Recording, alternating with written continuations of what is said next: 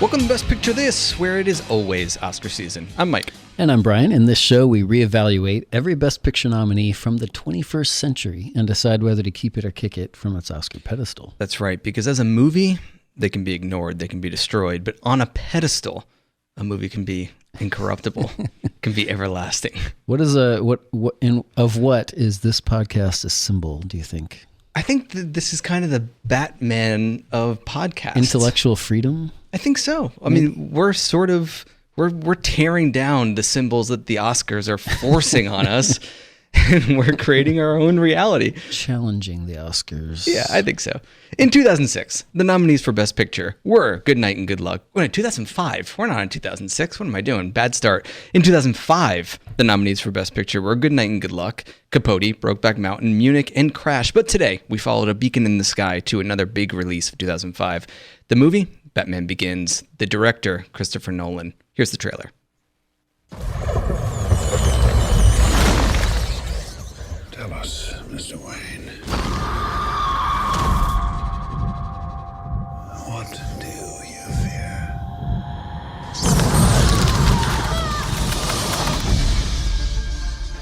How do you know my name? The world is too small for someone like Bruce Wayne to disappear. Your parents' death was not your fault. My parents deserve justice. I cannot let that pass. If you make yourself more than just a man, then you become something else entirely. Which is? A legend, Mr. Wayne. Marshal Wayne, are you coming back for long, sir? As long as it takes to show the people of Gotham their city doesn't belong to the criminals and the corrupt. Bruce? Rachel? You were gone a long time. I know. Things are worse than ever down here. What chance does Gotham have when the good people do nothing? No make survival suit for advanced infantry. Kevlar utility harness, gas-powered magnetic grapple gun. What's that? Well, the tumbler? Well, you wouldn't be interested in that. I spent a lot of time being scared for you. I heard you were back. But the man I loved, the man who vanished, never came back. He's here. Who? The Batman.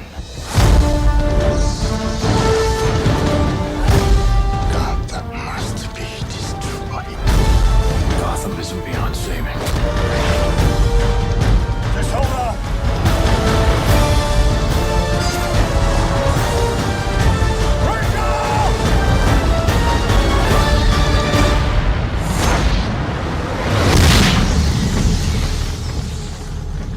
Guy dresses up like a bat clearly has issues. I'm surprised they didn't give the cast rundown in this trailer. They probably do in the... we're just listening to the audio. It's probably just text, right?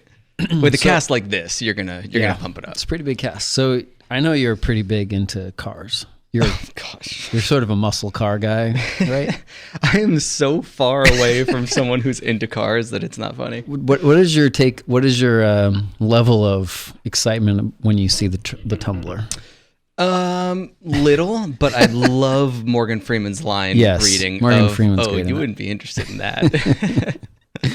Okay, so the Academy Awards nominated Wally Pfister for Best Achievement in Cinematography. It actually begins quite a good run for Wally Pfister. He would be nominated 4 times in 6 years, and he won on his 4th try for Inception in 2010.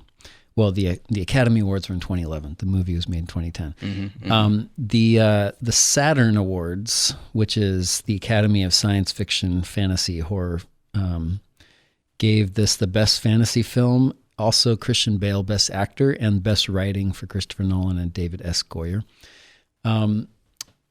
Christopher Nolan, you talked about the cast. He said that he wanted an all-star supporting cast to lend a epic feel and credibility. You think all the names in the movie does do that?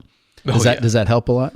100%. I mean, you have Michael Caine and Morgan Freeman just as with support. Like tiny little roles, basically. Yeah, and then Liam Neeson is like his own yeah. beast. You know, he's Ken Watanabe is like on the screen for like 20 seconds maybe. yeah. And I'm sure anyway, there's a lot of And actually and the great Katie Holmes. No, honestly, I don't know if this is going to ruin anything. I think Katie Holmes got a raw deal here. I think so too. Actually, I feel like I actually prefer her over Maggie Gyllenhaal in The Dark Knight, but I think the character is sort of badly written, it's kind of weak. but she's fine. I think so too. All right. Anyway, look at that. We agree on so much, so much. It's early yet, Brian. The movie was made for $150 million, and it made $371.9 in the box office, which is so lame. Should have made so much more than that. Coming up in the show, we'll do our Farley's Golden Take question, imagine what might have been. We'll talk trivia and the big reveal. Does this belong in the top 5 movies of the year, Mike? I'll answer later. I'm going to hold it. But first, our Farley Awards for the most awesome moment of the movie. And for me, I love those first few scenes of Bruce as Batman and how they're shrouded in this mystery. We never get a full view of him until kind of later on, just like his enemies don't, which really plays up the theatricality that they talk about a lot in this movie. I'm thinking of the scene at the docks. I think that's the first time that we see sort of Batman in action, full, cape and cowl. And these thugs keep kind of disappearing into the shadows, getting pulled in. They have no idea where he's coming from. Or when he hangs Gordon's corrupt partner by his feet to interrogate him and he swear to me. Those moments are just so cool. And I think that they reinforce that Batman is not superhuman, which I love. That he's kind of more like a magician. He's using tricks and misdirection as weapons. And we understand that because Nolan spends a whole lot of time showing us how all of these tricks work earlier in the film. So it's kind of the same thing with the character of Bruce Wayne and Batman, how Christian Bale plays him as basically like Patrick Bateman from American Psycho. I could not help but think about Patrick Bateman, American Psycho in this movie because he really does this like too wide grin. Yeah. Too over the top, like ultra phony and aloof, but it's so perfect, self-satisfied. He's not as good in this as he was in American Psycho, but it kind of like has that flavor to it. Yeah, it just contributes to the whole deception that defines this character, I think, and I love all those layers, and I love it so much that I saw this movie 2 times in theaters when it came out. I did. Very good. Batman, my Farley Award is Batman as Gargoyle. Okay. I love these. The camera is above the city and you see Batman looking down and just the iconic, the cape and cowl, like you said. This is also what I love about The Dark Knight, the next movie. Anytime when he's kind of swooping through the city or you see the cape, that's my favorite thing about this, the visuals of Batman. I don't know what it is about it. It just really has always appealed to me. He's kind of, he is a symbol. And you're always wondering, how does he do it? How does he do it? He's not superhuman. He's just a guy. He wakes up with bruises on his arms, which I always love that. Just kind of the reminder of who he is. And it's all in shadow. It's all tricks. But there's something that's really attractive about not really knowing how the tricks are done. Like you don't really want to know. It's like he shows you just enough, like how the cape will straighten out so that he can sort of soar. I like the idea that, with Batman, it almost makes the superhero feel more like attainable, relatable. Not really attainable. As much as I think that I could do. You could do it. Some of what he's doing. A little training. It'd be fine. He's more relatable than like Thor. Right? Yeah. And I think that it's smart in that it introduces all of the nerdy stuff little by little by little. Batman is kind of defined by his gadgets, kind of like in a 007 sort of way, but we don't just dive into that like, some of the 90s Batman movies. It's like little by little, then we see his little bat radar thing that he throws that attracts all the bats. So we get to see all these different ways that he uses these tricks and kind of get used to them. Even like the bookcase where you pick up you play a 3-note melody on the piano, right? And that opens up the bookcase. So are we praising is it Bob Caine? Is that what his name is? The creator of Batman? I think. Are we praising Mr. Caine or are we praising Mr. Nolan here? No. Is this about the movie or is this about just how much Batman is cool?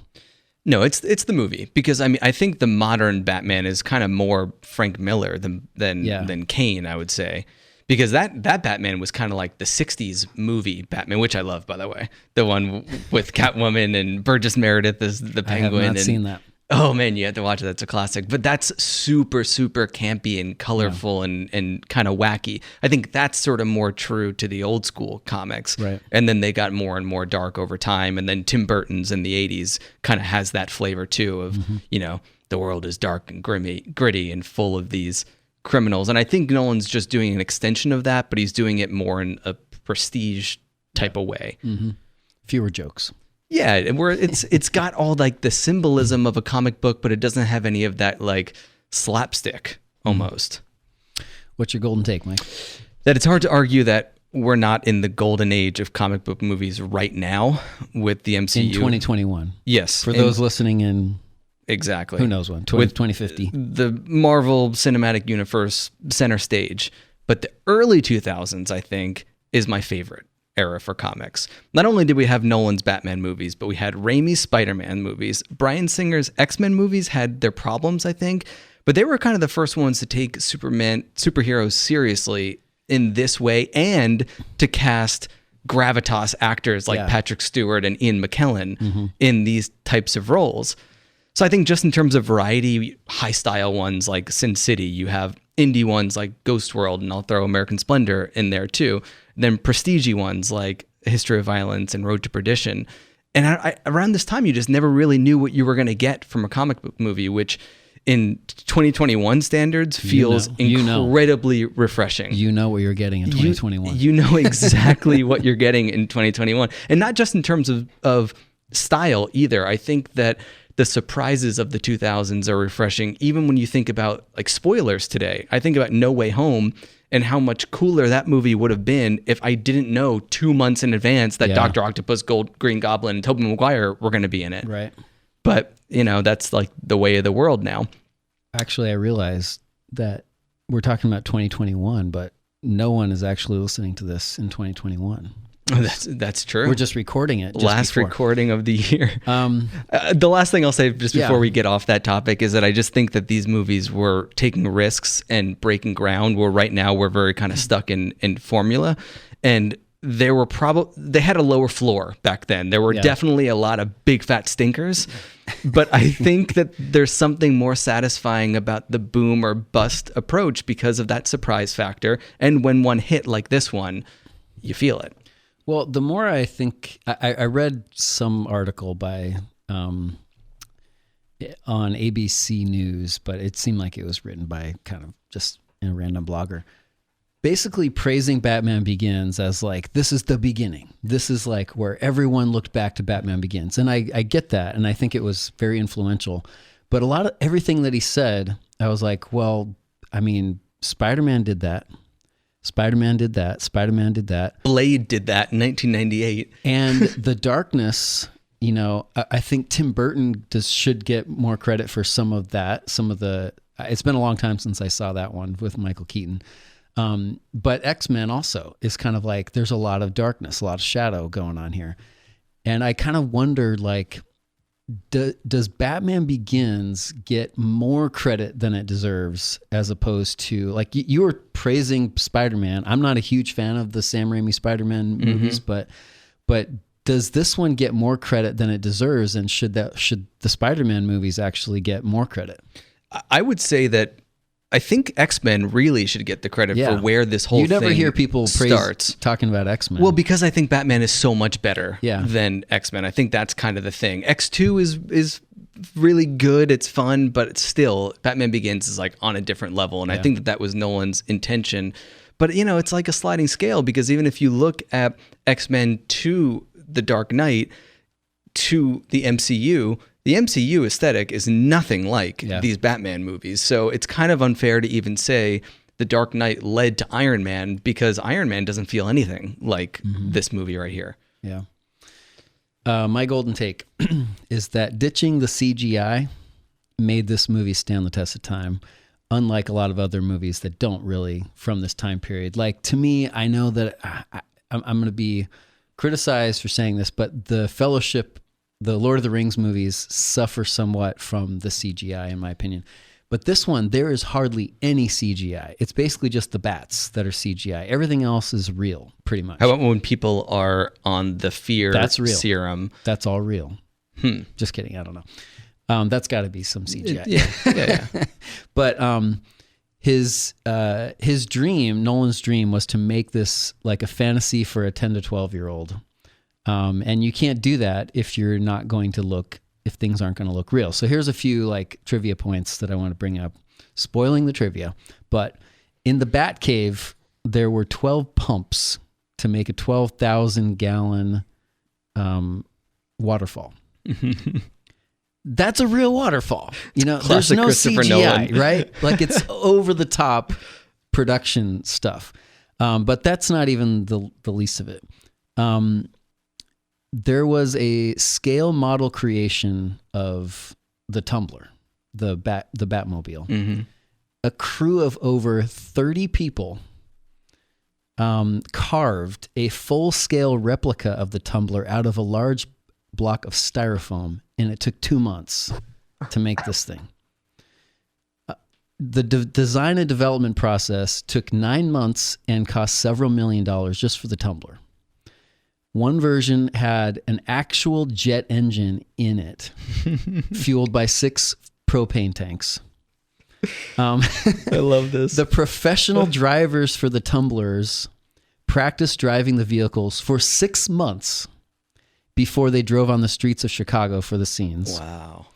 And like I said, the bats were like the only thing. But those are just some examples. There's so many. And Nolan, again, if your standard is, this has to look super real for a 12-year-old, because the 12-year-old's the first one who's going to spot the CGI. But I think because of that, like, it looks so legit that even in 2022, when you might watch this, dear reader, dear listener, it looks awesome. It looks amazing. So it really does. I hold up. think that is part of why this movie works so well. When you were saying all that, Lord of the Rings obviously does have a lot of CGI, but I couldn't help but think about Lord of the Rings because of all of the miniatures that they incorporate in that also, and how they mix miniature cities with a green screen in the background. But there's always a green screen. There's always a green screen. And sometimes, like, it's obvious that they're miniatures. Yeah. Here, it's an actual Tumbler. People are driving it. They're practicing for 6 months, right? Like, this is actually the Batmobile. It just gives an authenticity to say, like, not only is Batman real with no superpowers, he's a dude, but this Batmobile actually exists in real life, because it does. There's a jet engine in some Tumbler out there. You know, it's amazing. So maybe it would be fair, going back to the comic book movie discussion, to almost say that Lord of the Rings contributed a lot. I think it did. Because not only did it, have this fantasy appeal and all this kind of stuff, but every movie expanded the universe, which it seems like every franchise is all about expanding the universe these days. So I don't think you can point to one movie or one franchise and say, like, it started there. I think the CGI of Jurassic Park deserves a lot of credit too. Yeah, I mean, it's true. Again, going back, and you can always find something before that. Yeah. Okay, so questions. I go first. Is this a horror movie? No. There's certainly some horror scenes. I'm going to challenge you on this. They talk about fear a lot. They do. So that you have to have scenes. You said that one of your rules for horror was it's trying to terrify you. Yeah. Do you think that this movie is ever scary? For me personally, not that much. But as far as, like, I wasn't clutching my wife's hand, while we're watching it out of fear. But I think that bad guy, supposedly bad. That's what's so interesting about Batman. I'm crediting Bob Caine, partly Frank Miller, for doing this. But bad guy in the shadows that you don't know where he is, and you're scared of getting knocked in the head by him. I think there is some of that. Plus, when the Scarecrow is toying with your fears and hallucinations, and there's like this monster basically that appears and your fear is coming to life. Mm-hmm. I think that he's certainly toying with a lot of horror elements in the movie. I see it more as just an examination of fear, and you need to be able to see that on screen somehow, and whether that's by seeing what fear looks like through somebody's eyes when they're on that scarecrow serum, or how the thugs react to, like you're saying, not knowing where Batman is and how that's scary. But it's not scary to us because we kind of know where he is, or at least, we're on his side. Yeah. So I never feel like Nolan is setting out to make me feel a shudder. It's like a horror movie about a good guy. Sort of what I think of it as. Secondary question part B. Mm-hmm. If Batman's a good guy, essentially, why does he do so much damage to people's houses and public institutions? I mean, they deal with that idea in the MCU all the time, right? Yeah, it's true. Destroying things, and after a while, like you have to ask some hard questions. Are these guys doing good or what? In the new Batman that's coming out with what's his name? Robert Pattinson. Yeah, Pattinson. I'm not sure he's going to be such a good guy in that one. Yeah, he's going to have a lot of darkness. My question to you. So Nolan obviously is trying to elevate the superhero genre, as we're talking about a lot here, and I think your word I think is prestige. Yeah, it's prestige. But the themes that he's working through here, I don't think could be any less subtle if he tried. Indeed. Explorations of fear and the power of symbols. So I'm wondering, was that bluntness a problem for you? It is a little bit much for me. I mean, what I think would have made it didn't have like, I saw on the front cover of my edition of the movie that it's like emotionally, gripping or something like that.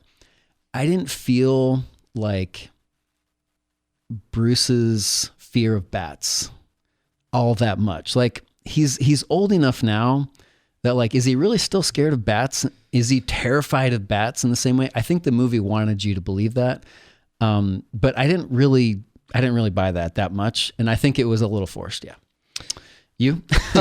Like when he's in there with Ra's al Ghul on top of a mountain and they're like, you're going to face your fears. And these people in the shadows are like, do you really think that he's still like, is he having traumatic, flashbacks to the bats?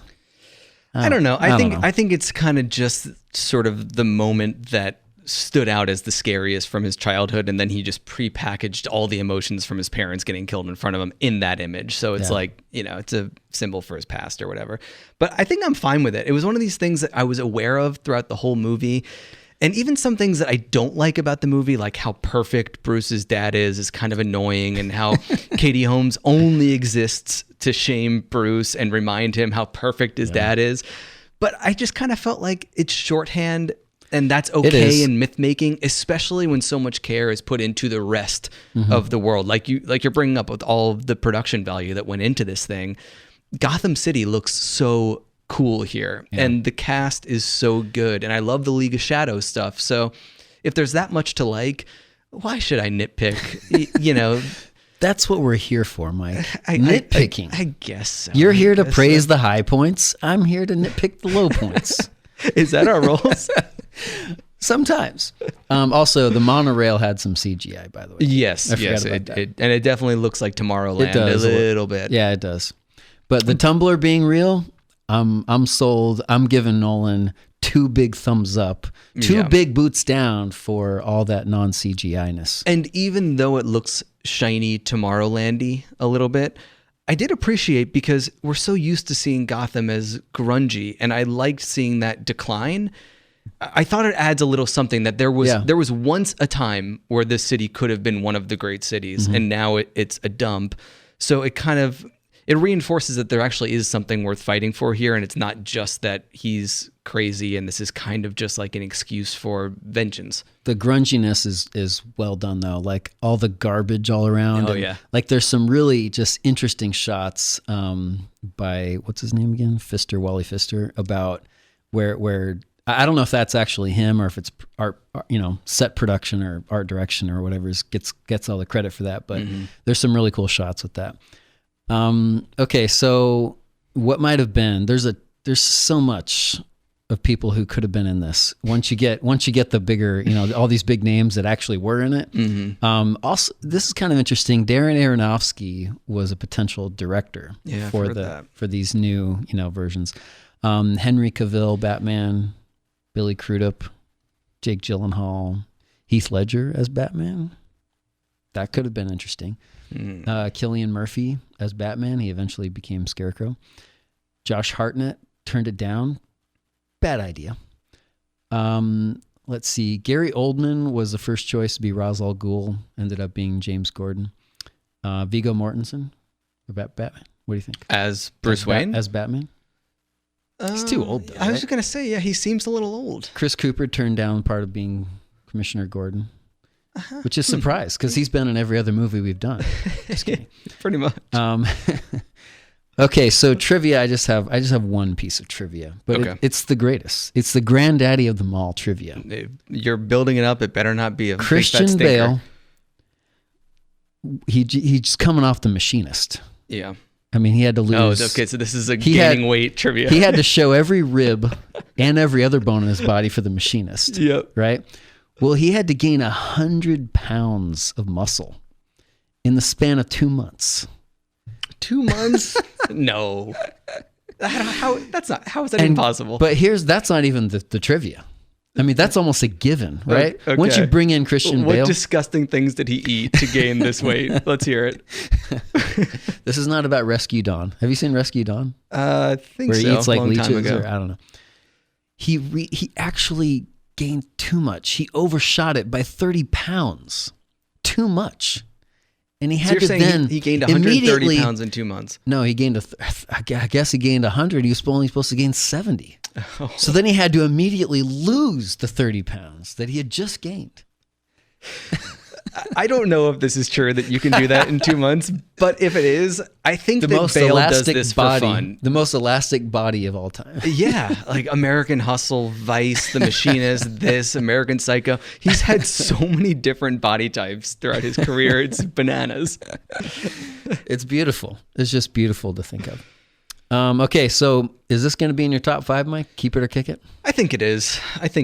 I did think about the directness of those themes before, and I just kind of came to the conclusion that I don't think that all themes need to be buried in subtext to be interesting, and this movie is totally engaging the whole way through, and I love the production value, and I love the actors, and I just think it works 100%.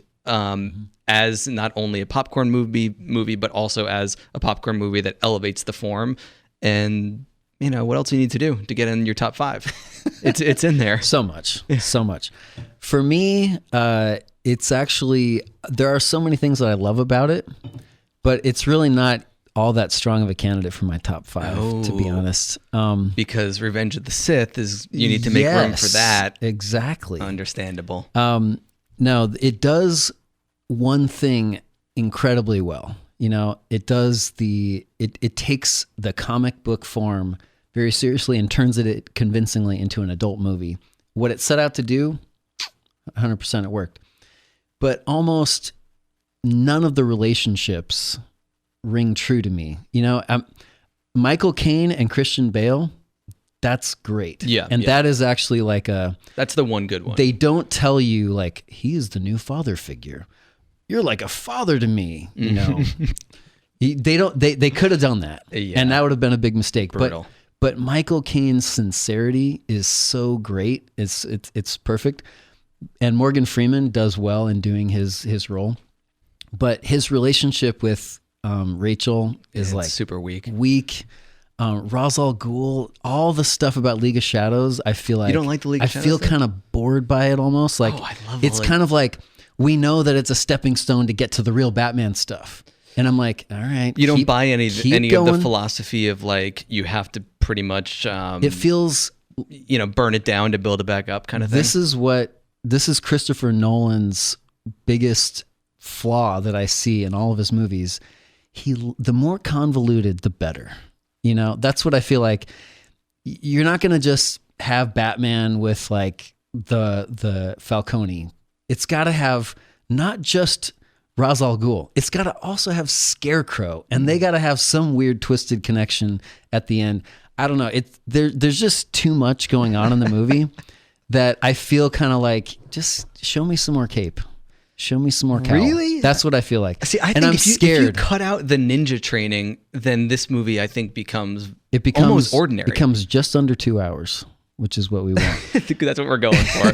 That's the goal. No, this is actually one of the reasons why I feel like the Dark Knight is so much superior. Although this has so much going for it, I feel like the Dark Knight is so much superior to this movie because he's Batman from the beginning. You don't have to go into all that. Yeah. There's so much. I want more Batman. That's an far origin less story Lego thing, though. shots. That's Spider-Man 2 compared to Spider-Man 1. Same idea. And, I mean, the Joker is way more interesting than the Sandman.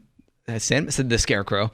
Yeah. The Scarecrow just doesn't really do a whole lot for me. There's a lot of logical questions that I have about it too, which, I won't bore everyone with any of that. But yeah, it's not really that strong a candidate for my top 5. Okay. Well, I mean, I don't disagree with much that you're saying, but the strong outweighs the bad, right?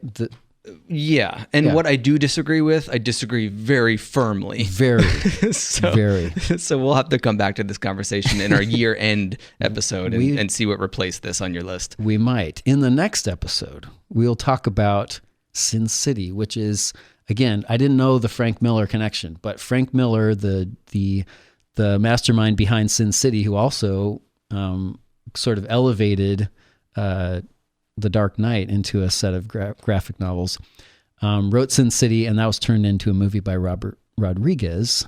So another movie about a graphic novel coming to life. Yes, and we want to hear from you. You can find us at bestpicturethis.com, on Spotify, Apple Podcasts, or wherever else you listen. We're also on Facebook and Twitter at Best Picture This. And for 15 years of golden takes, head over to Letterboxd where you'll find me, Mike Cavalieri. To support the show and help select a movie for a bonus episode, visit patreon.com/bestpicturethis. Thanks to WNZF and to the illustrious Mark Gilliland for producing. And please remember to rate, review, and subscribe. Until next time, remember, Mike, keep track of how many pounds you're supposed to gain for that next episode. You do not want to have to overshoot it and lose them.